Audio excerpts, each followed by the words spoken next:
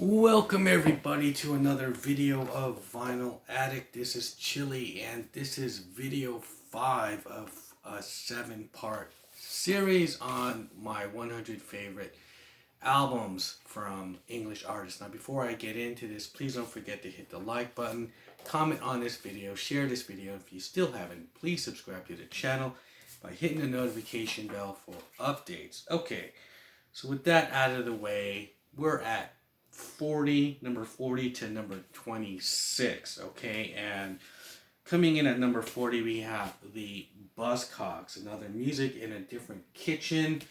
Now, this is their debut album. They did have an EP prior to this. For me, this album is interesting because as coming in at 1978 in the punk rock thing, they're very pop punk on certain songs, like the single I Don't Mind, but most of the other songs, they do things that I don't really consider kind of punkish, but more like on a heavy rock kind of thing.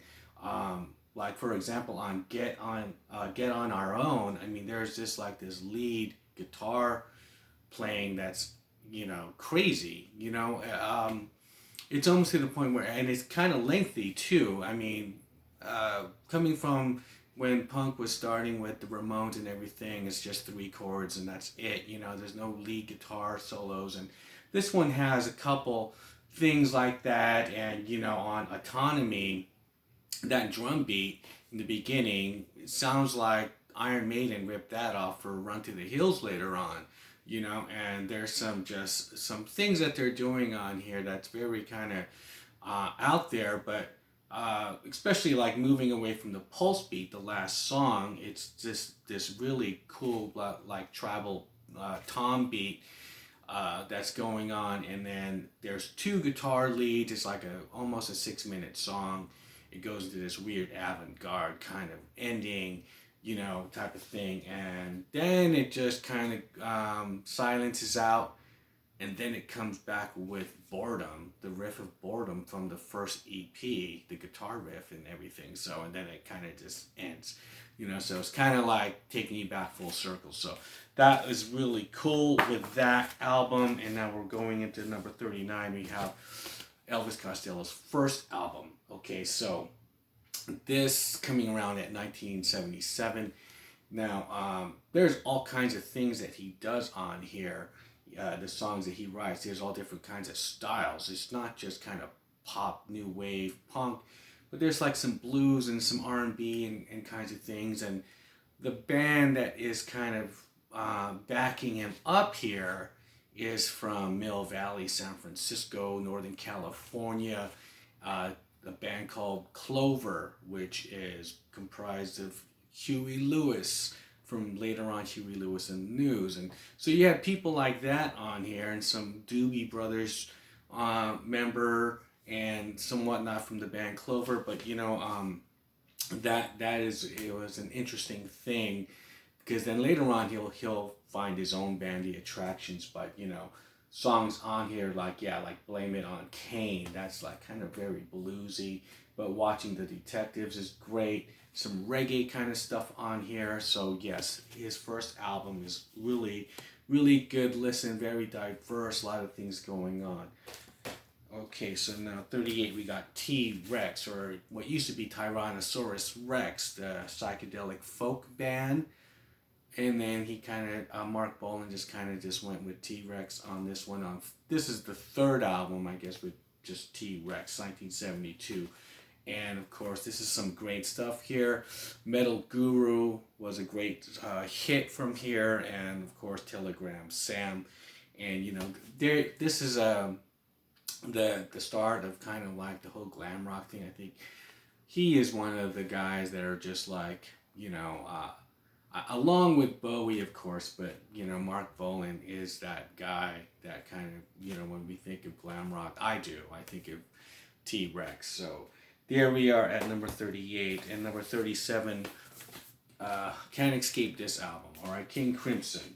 All right, so this is, I guess we're going into the prog rock thing, in the court of the Crimson King. We've all seen this album cover, and And, you know, the reason why I bought this album was because I always seen this cover. And I was like, what the hell was that? You know, and I always going into record stores before, like, it's a cool album cover. And then, you know, to hear this and music and the way it's put together, and it's a good thing that some artists still kind of celebrate this album. Kanye West has sampled this on his albums. You know, I think it was Power, the song Power. He uses the album with Power. You know, My Beautiful Dark Twisted Fantasy. Yeah. And okay, so that goes to number 37 and now 36. Keep Up, E.L.O. Okay, so this is the one with Fire on High. This is Face the Music. I like that kind of electric chair kind of thing. And look at the guys back here. Fire on High is that really cool instrumental song. I remember growing up hearing that song on the radio. I'm like, who's doing this? And of course, I always try to wait for the DJ to say something, and then, you know, he never would say anything. And then, you know, years later you find out, and it's a really cool song. Also on here is Evil Woman and Strange Magic. So E.L.O. is on the list. Now we're going to 35.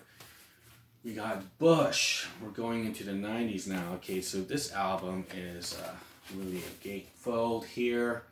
And of course this is not the original because like the color scheme here is different. And this is, I believe, a nice kind of weird, kind of silver clear, you know, album. And this band has been attacked as just being kind of like a grunge copy of, you know, of what happened in Nirvana. But, you know, these guys were like in the audience watching Nirvana. But, you know, I don't know, Glycerine, and they do have an original sound.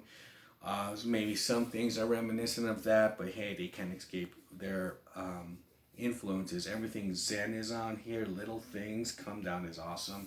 Machine Head, this is a classic album. Bush, 16 Stone. Okay, so now we're going to 34. We're going to G.B.H. Now this is their second album, and this is sort of like the first time, I guess, hearing a tinge of metal. Just like, I guess, you know, when the guitars get a little bit more raw, and just like in the Buzzcocks, I mean, but this band was kind of taking it to much more in the metal realm. I mean, they're into Motorhead and stuff like that, and thrashy kind of things are coming out of this band. The second album is really great. They also do a cover of I Feel Alright by the Stooges, and this one comes with a nice poster of the guys. If you remember, so there's Colin with the hair. That hair is just like, yeah, and then everyone was like trying to get that hair, which is really cool. So there we go with G.B.H. And 33.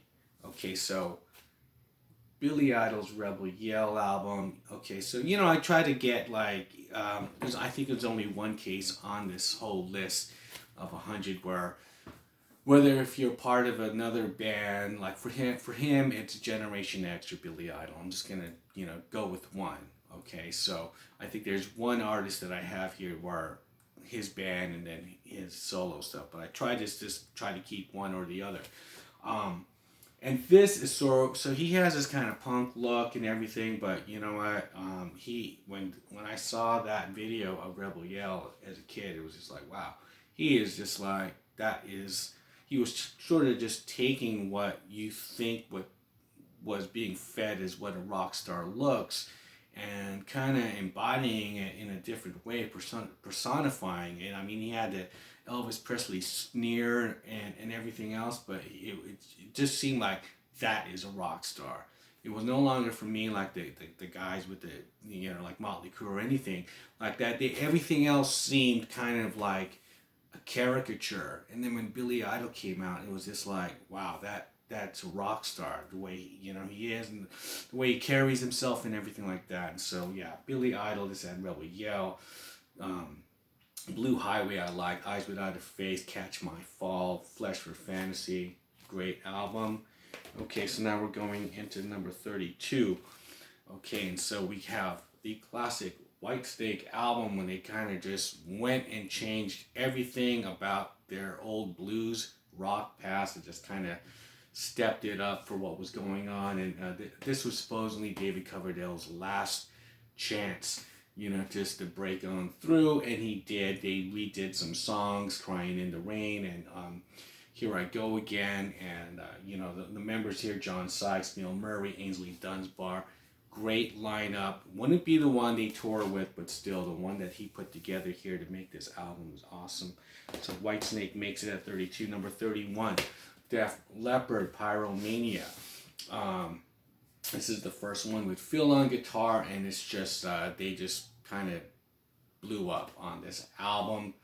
Mutt Lange, of course, did the one prior to this, High and Dry, but this one is the one that really got them on rotation on MTV all the time. They had the Union Jack shirts and the uniforms and everything like that. And what's on here? Photograph, Rock of Ages.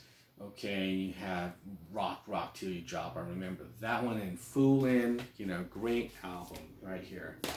Okay, so from that rock to new rock, this is like an instant classic. This is the Struts, Young and Dangerous. This is their second album, and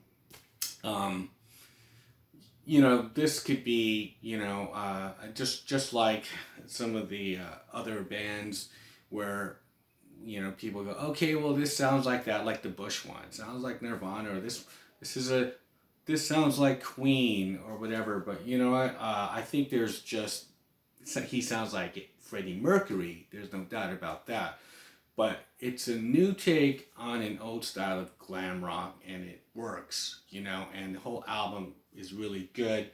Because, when you heard the first album, what could they do for Act 2? And then, so this one came out, and I was just like, oh shit, yeah, these guys got it. And, they do in this album,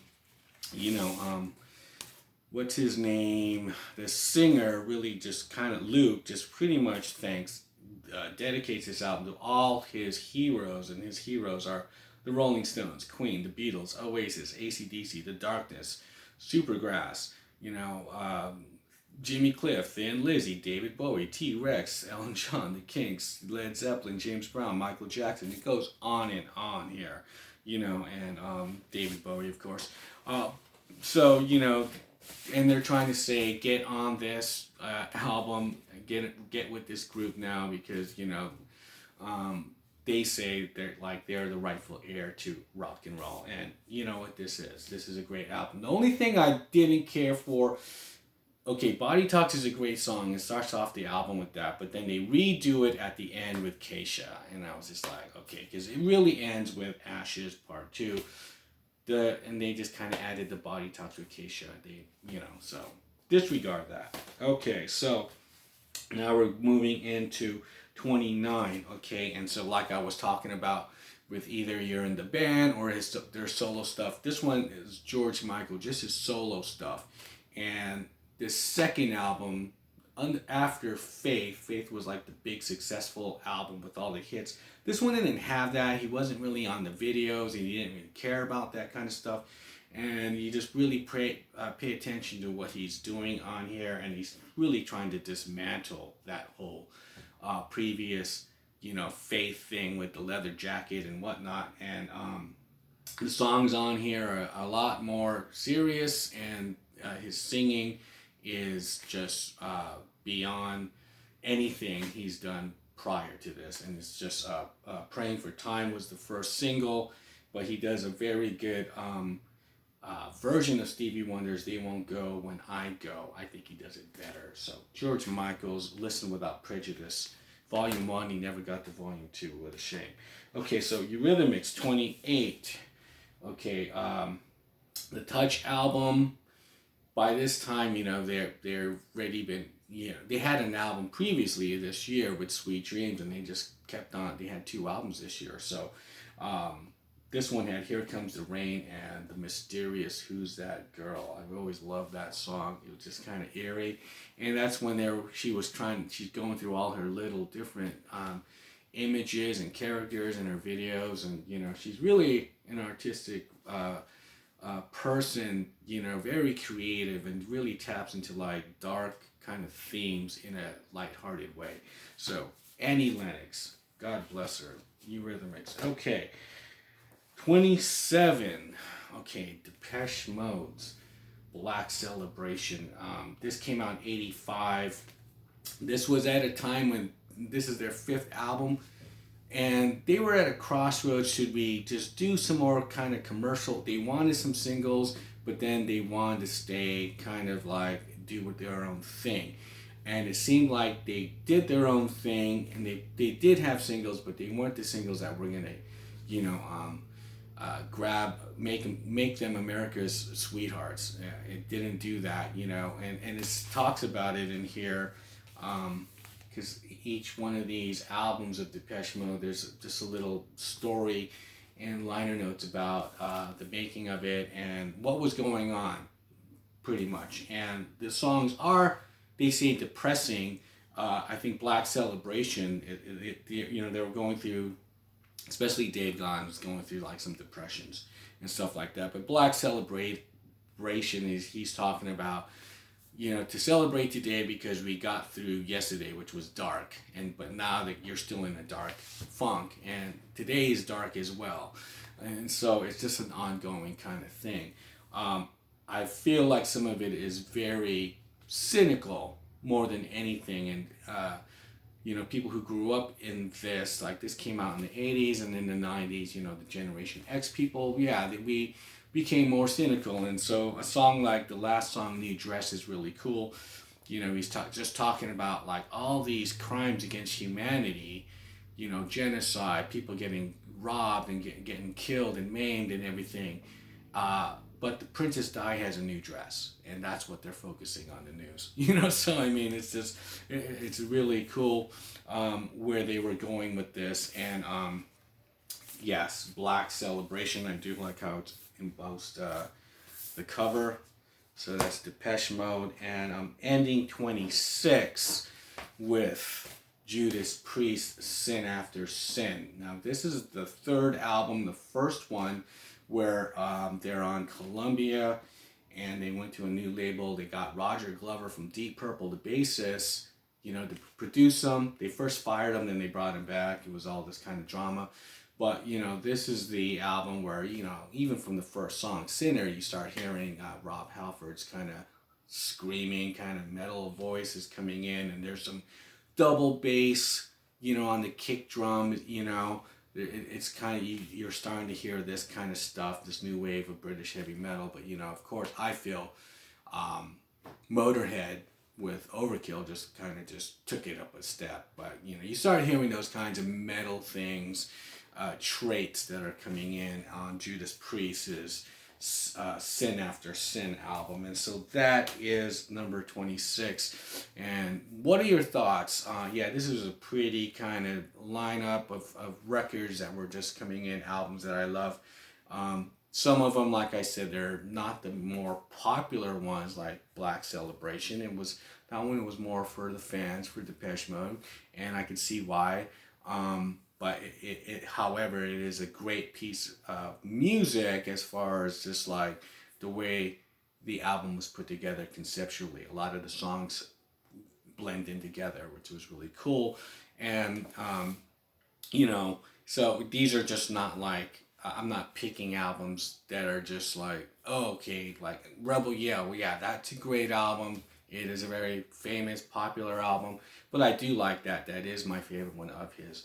And so it's not about that. So it's just about albums. It's not about the artist. Like, why is the Struts, you know, over, you know, Def Leppard? It's just like, I just like that album, you know. So leave me a comment below. What are your thoughts on this? And I'll see you guys on the next one. Bye.